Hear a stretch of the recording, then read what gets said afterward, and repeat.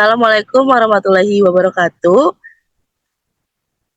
Kepada yang terhormat, Ibu Ati Sumyati selaku dosen pengampu mata kuliah kajian kurikulum dan teman-teman sekalian.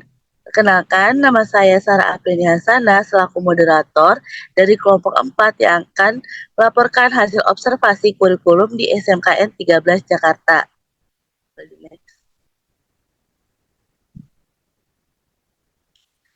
Kelompok 6 terdiri dari Khalita Faradila, yang kedua ada Nokriska Azizah, yang ketiga ada Rizka Dwi Handayani, dan yang keempat ada saya sendiri Sarah Apreni Hasana. Profil sekolah, nama sekolah SMKN 13 Jakarta, MPSN 20101503, alamat Rawabelong 2E, RT 7, RW 10, Palmerah, Kecamatan Palmerah, Kota Jakarta Barat, Daerah Khusus Ibu Kota Jakarta, dengan kode pos 11480, telepon 5492970, email smk13jkt.net. Boleh next. Kerangka dasar kurikulum. Untuk kelas 10 dan 11 itu menggunakan kurikulum merdeka. Penilaian berdasarkan ketika guru mulai masuk kelas dan guru diberikan kebebasan mengajar sesuai kemampuan anak. Dalam kurikulum ini juga terdapat kegiatan P5 atau disebut proyek penguatan profil pelajar Pancasila yang menjadikan peserta didik sebagai penerus bangsa yang unggul dan produktif. Dan untuk kelas 12 itu menggunakan kurikulum 2013 revisi. Penilaian dalam kurikulum 2013 revisi meliputi penilaian tengah semester, penilaian akhir semester, penilaian akhir tahun, dan ujian sekolah.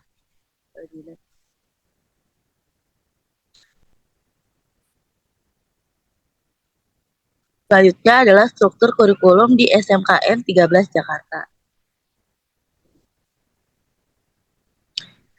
Struktur kurikulum SMKN 13 Jakarta terdiri dari 3 kelompok mata pelajaran, yaitu kelompok A, B, dan C.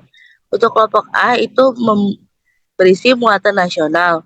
Untuk kelompok B berisi muatan kewilayahan. Dan kelompok C berisi muatan peminatan kejuruan yang terdiri dari 3, yaitu C1 dasar bidang keahlian, C2 dasar program keahlian, dan C3 kompetensi keahlian.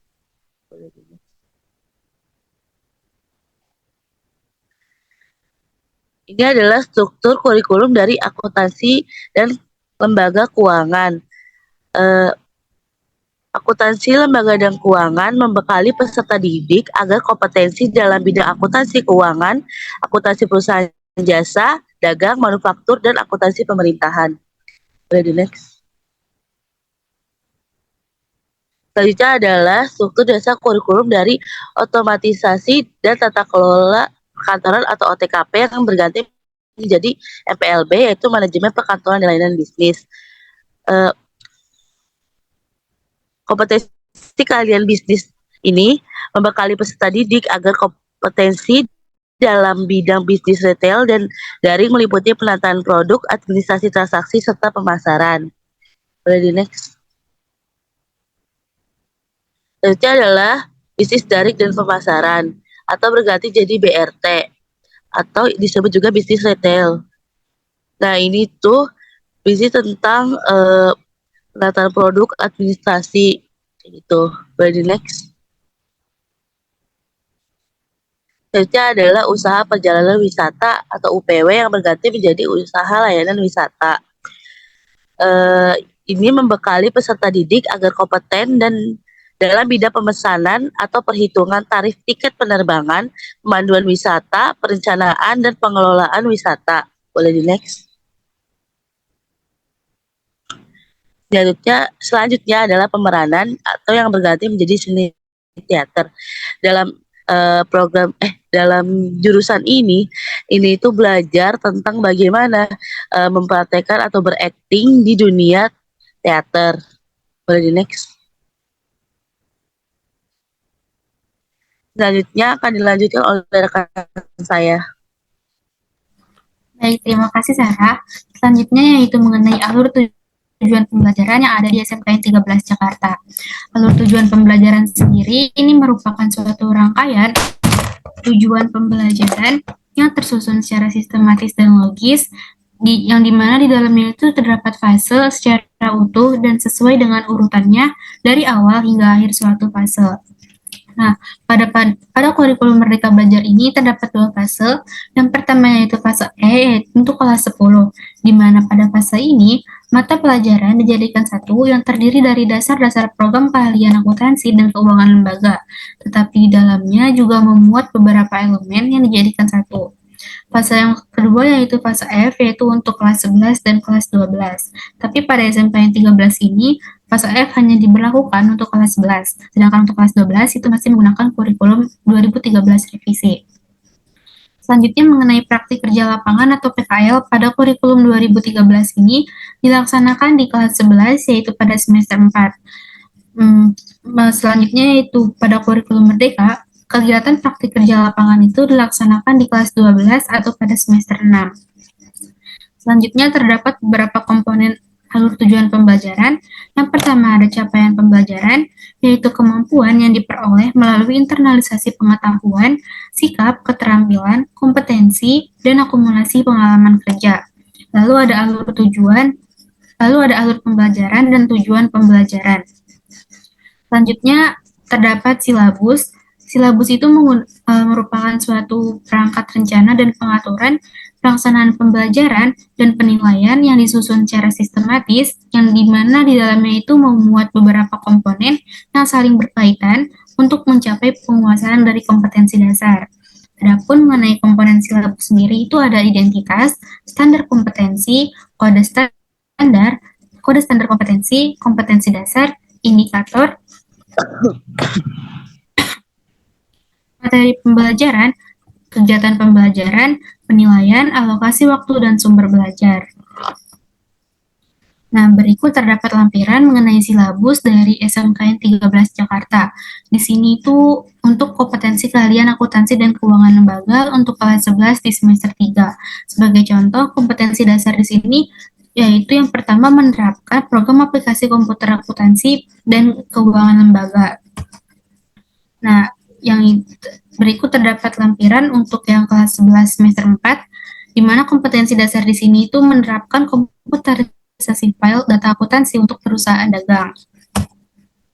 Berikutnya mengenai pedoman mata pelajaran.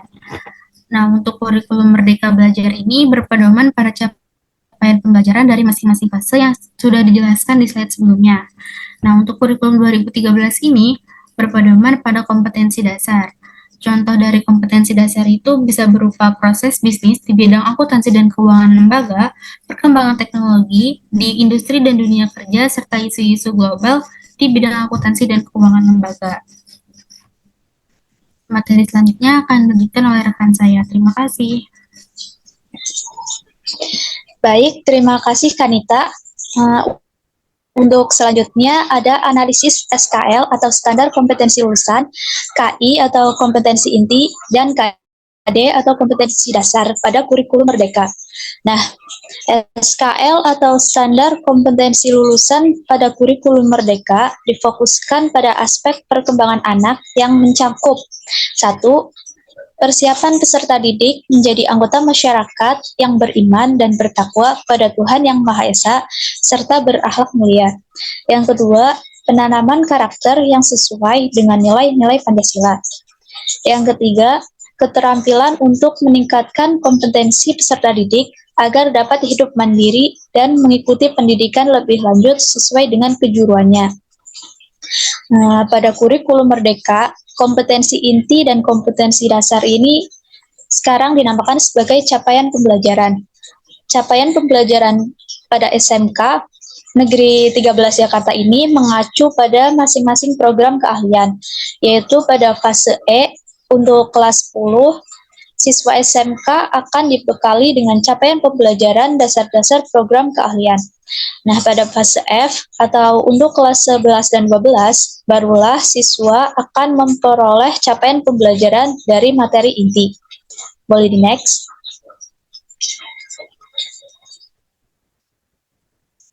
Selanjutnya ada analisis SKL, KI, dan KD pada kurikulum 2013 revisi. Pada standar kelulusan kurikulum 2013 revisi ini, di mana siswa itu dituntut untuk mengerti semua mata pelajaran yang sudah dijelaskan oleh guru, sehingga nantinya dapat mencapai target akhir yang telah ditentukan. Selanjutnya, kompetensi inti. Kompetensi inti ini terdiri dari kompetensi inti sikap spiritual, kompetensi inti sikap sosial, kompetensi inti pengetahuan, dan kompetensi inti keterampilan. Selanjutnya ada kompetensi dasar. Kompetensi dasar atau KD yang berupa lingkup dan urutan atau scope and sequence yang dikelompokkan pada 4 kompetensi inti atau KI. KD ini dinyatakan dalam bentuk poin-poin dan diurutkan untuk mencapai kompetensi inti yang diorganisasikan per tahun. Kompetensi dasar pada kompetensi inti 1 dan kompetensi inti 2 ini hanya terdapat pada mata pelajaran pendidikan agama dan budi pekerti serta pendidikan Pancasila dan kewarganegaraan. Boleh di next.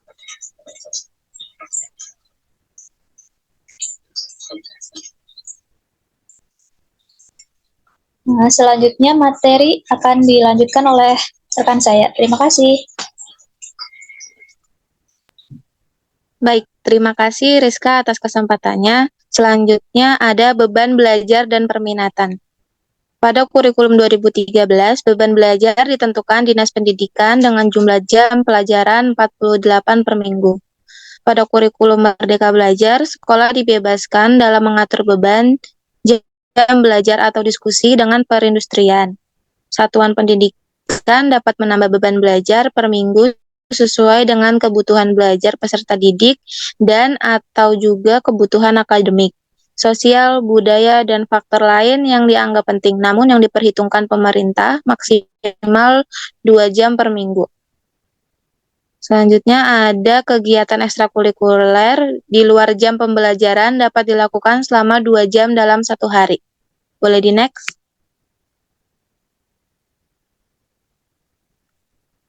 Analisis SWOT kurikulum 2013 revisi. Yang pertama ada strength, yaitu sekolah hanya menjalankan tugas sesuai dengan SOP yang telah ditentukan oleh pemerintah. Yang kedua ada weakness, yaitu guru mengajar hanya berdasarkan target yang telah ditentukan oleh pemerintah. Yang ketiga ada opportunity, yang dimana siswa diminta untuk dapat mengerti dan memahami pelajaran dengan cepat supaya dapat menyelesaikan pembelajaran yang harus dipenuhi untuk penilaian akhir.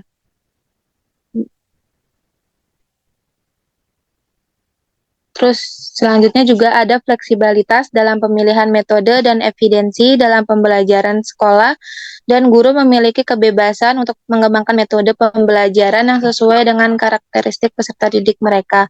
Fleksibilitas ini memungkinkan penyesuaian dengan kebutuhan siswa dan peningkatan efektivitas sekolah proses pembelajaran. Yang keempat ada TRIT, yang dimana gangguan atau keterlambatan dalam distribusi bahan ajar dan perangkat pembelajaran. Boleh di next.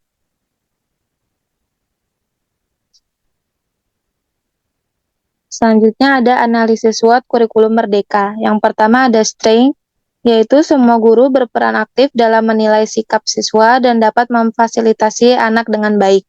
Yang kedua ada weakness, yaitu perbedaan pemahaman dalam pembelajaran dan tidak diimbangi dengan persiapan yang matang. Yang ketiga ada opportunity, yaitu siswa dapat belajar memanfaatkan teknologi secara positif dalam pembelajarannya. Dan yang keempat ada persiapan yang kurang matang. Jika pelaksanaan kurikulum Merdeka Belajar tanpa ada pendampingan, maka akan terjadi sebuah bencana atau masalah bagi pihak sekolah. Boleh di next.